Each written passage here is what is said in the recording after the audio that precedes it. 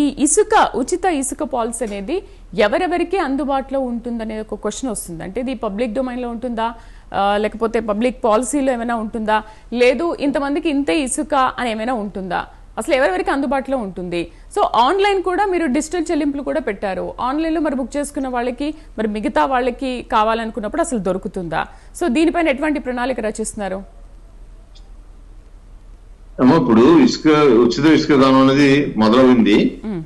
దీంట్లో కూడా ప్రభుత్వం కొన్ని మార్గదర్శకాలు ఇస్తారు.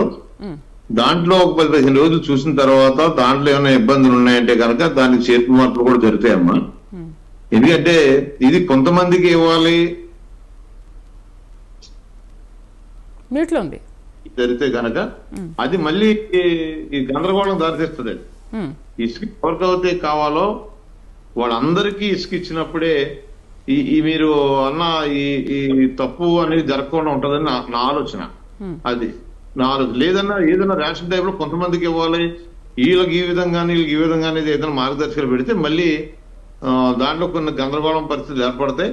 అది లేకోకుండా ఉండాలంటే ఫ్రీగానే అందరికీ కూడా ఫ్రీ ఇసుక అన్నప్పుడు ఎందుకంటే కొద్ది రాబోయేది వర్షాకాలం కాబట్టి కొద్ది ఇబ్బందులు ఉంటాయి. ఈ ఇబ్బందులు ఉన్నప్పుడు దీన్ని మరి విఫలం చేయడానికి కూడా కొంతమంది ప్రయత్నం చేస్తే చూస్తారు. అలాంటప్పుడు అవన్నీ కూడా కాసుకోవాలని బాధ్యత ప్రభుత్వానికి ఉంటది.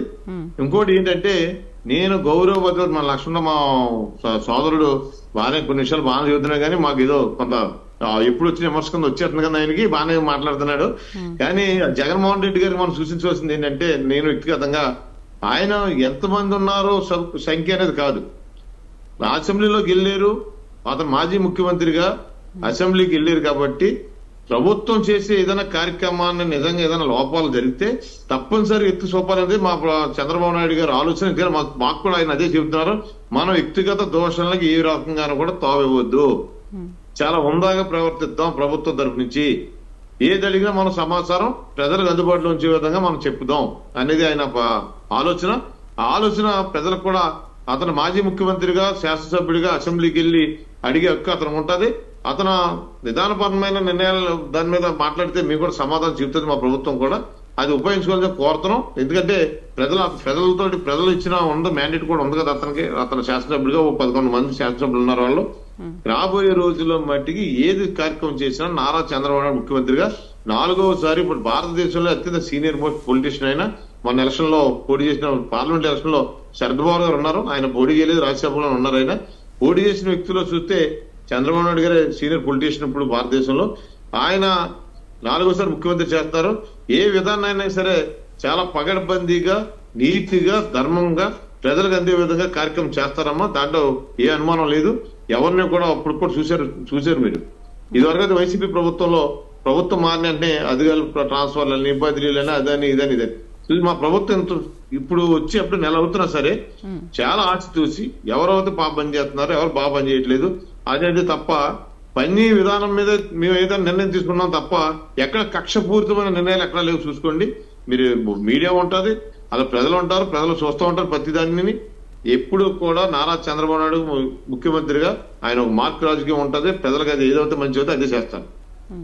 రైట్. మరి అంటే కమర్షియల్స్ వాటికి కూడా ఇసుకని ఫ్రీగానే ఇస్తున్నారా, లేకపోతే వాళ్ళ వరకు ఏదైనా అది పూర్తిగా విధానాలు? ఇప్పుడు పెద్ద పెద్ద డ్యామ్లు కట్టే ఉంటాయి, భవన నిర్మాణాలు ఉంటాయి, కమర్షియల్ కాంప్లెక్స్ ఉంటాయి, వాటికి కూడా వాళ్ళందరికీ కూడా ఉచితంగానే ఇస్తున్నారా? ఇది కొద్ది ఈ అన్నిటి మీద ఒక 10 రోజులు ఆగితేనే కానీ పూర్తిగా సమాచారం ఇప్పుడు మొదలైంది. మనకు కూడా గైడ్ లైన్స్ పూర్తిగా మాకు కూడా అందుబాటులో లేదు. ఎందుకంటే మీకు చెప్పడానికి ఒక 10 రోజులు ఆగి మీరు మళ్ళీ ఒకసారి డిబేట్ పెడితే దీని మీద సమగ్రంగా అసలు నిజంగా కూడా గ్రౌండ్ లో మేము పూర్తిగా ప్రజల్లోనూ కింద స్థాయిలో తిరుగుతాం. ఇది నిజంగా కూడా ఏ రకంగా అమలు అవుతుంది అనేది కూడా మీకు పూర్తిగా చెప్పగలదాం అమ్మా. ఎందుకంటే పక్కాగా ఇది ఏ రకంగా ఇప్పుడు ఉచిత ఇసుక పెట్టారు, అది ప్రజలకు ఎలా వెళ్తుంది అనేది ఇది దాస్తే దాగేది కాదమ్మా. ఇది పూర్తిగా ప్రజలు, ఎందుకంటే సామాన్య పేదవారు కూడా ఈ ఇసుక విషయంలో చిన్న ఇల్లు కట్టుకునే అవసరం. ఇసుక లేకుండా ఏ కార్యక్రమం జరగదు. కాబట్టి దాంట్లో ఏ తప్పు జరిగినా సరే విపరీతన ప్రజల్లో ఆందోళన మొదలవుద్ది.